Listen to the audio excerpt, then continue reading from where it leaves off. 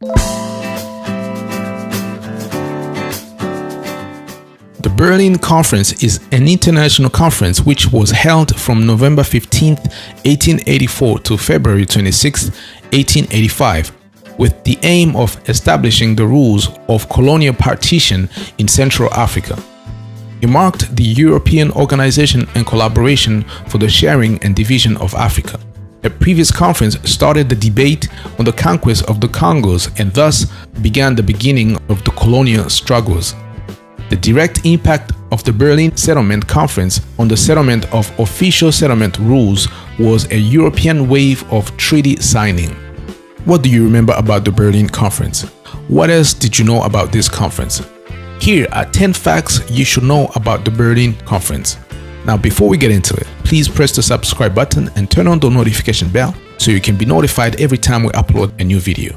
Let's get into it. The purpose and initiative of the conference. The rivalry between the European powers in Central Africa was the trigger for the Berlin Conference.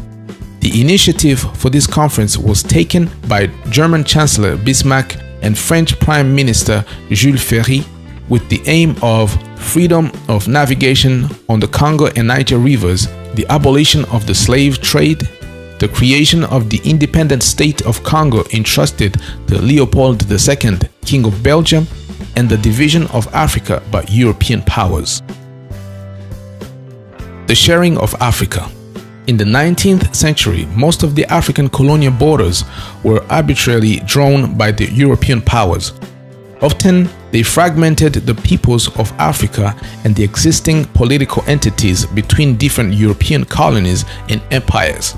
In a context of competition between states, the demarcation of borders was a major issue for the European powers.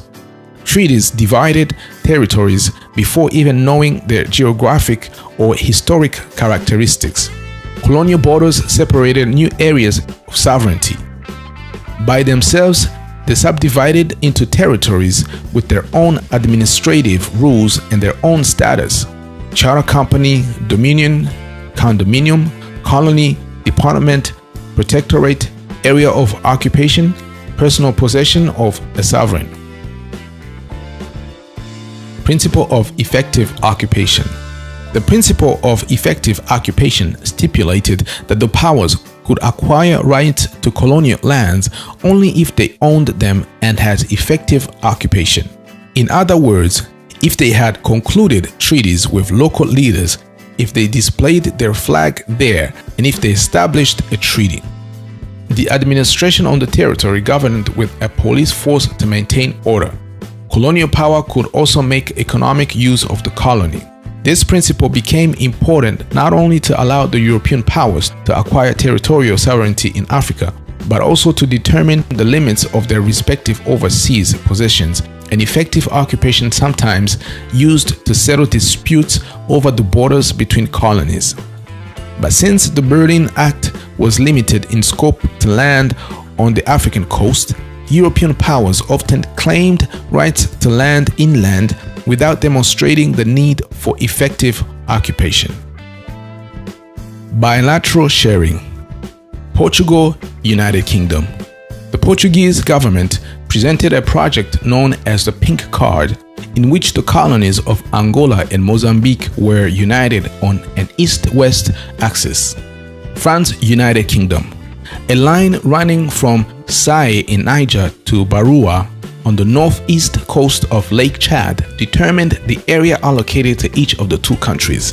France had acquired the territory located north of this line, and the United Kingdom the area south of the limit. The Nile Basin remained the property of the British. In addition, between the 11th and 15th degrees, the border passed between the Kingdom of Ouaddaï, which was for the French, and Darfur in Sudan, which was for the British. France, Germany. The area located to the north of the line formed by the intersection of the 14th parallel and Mil2 was considered to be French. United Kingdom, Germany. The line of demarcation between the colonies of the two countries was formed by a line passing through Yola on the Benue River, Dikoa going up to Lake Chad. France, Italy. Italy had been allocated the area included in the quadrilateral formed by the Tropic of Cancer, the 15th parallel, and the 17th and 21st meridians. Ethiopia and Liberia were not colonized. The Berlin Conference led to a period of increased colonial activity by the European powers. With the exception of Ethiopia and Liberia, all the states that make up present-day Africa were divided among the colonial powers a few years after the meeting. Lines of longitude and altitude, rivers and mountain ranges were pressed to serve as boundaries separating the colonies, where we just put a slat on the map and drew a straight line to divide Africa. The Congo was the private property of King Leopold II. On February 23, 1885, after the Berlin Conference, the participating states, including France, the United Kingdom, Portugal, Germany, and the United States, recognized the independent state of the Congo as a private property of King Leopold II, King of the Belgians. Later, it was organized as a Belgian colony under public administration. The advantages of colonization. First of all, the interests of colonization are economic. Having colonies was a good way to get raw materials. The colonizing countries could bring to the metropolis all the products which they did not have, such as cotton, cacao, and many more, and have the surplus exported to other countries.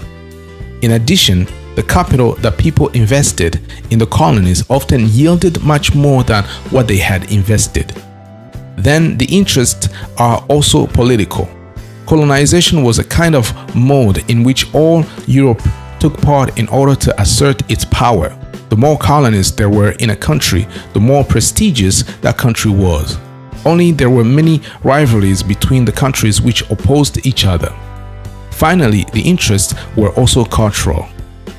The colonizing countries did not only pour its demographic overflow into the colonies, they also brought their culture, teaching them their languages, their religion, and their ideas. We call that paternalism and imperialism. Indigenous peoples were considered inferior to the colonizers. Consequences of colonization. First, from a political point of view, the borders were redrawn according to the division of territories by Europeans. These borders did not correspond to the needs, habits, and history of the peoples who had lived there forever. Thus, certain enemy peoples were forced to live together. Then, from an economic point of view, Africans no longer saved land. It was confiscated by the colonizing country and sometimes given to private European companies. Africans were getting poorer and were forced to work for the colonizers, mainly in the exploitation of raw materials, nothing very profitable. As for the social point of view, the colonists received the best land, while several colonies used forced labor. The settlers had access to the administrative posts, and there was a lot of discrimination. And finally, from a cultural point of view, education was the tool of colonization and assimilation by excellence. Africans were taught European history, religion, laws, and values. Thus, Africans unwittingly adopted the culture of Europeans. Disadvantages of the Berlin Conference. The Berlin Conference implemented the sharing of Africa between the colonial powers by establishing the rules for this sharing, but it could not prevent conflicts between colonizers, nor did it settle disputes between colonizers and internationally recognized established local powers. Importance of the Berlin Conference. The Berlin Conference was important because of its major role in the colonization of Africa. This gave European nations the opportunity to take control of Africa, ignore the indigenous peoples who were there before them, and do what they wanted to do. With Africa divided, Britain and France obtained the majority of the land, and the rest was controlled by the other nations involved. The Berlin Conference has been one of the biggest events in the world today. To this day, it is still a very important part of world history that has shaped the African continent forever. I hope you liked this video, and if you did, please leave us a like on this video and leave us a comment in the comments section. And if you haven't subscribed, please consider subscribing and turn on the notification bell so you can be notified every time we upload a new video. Bless.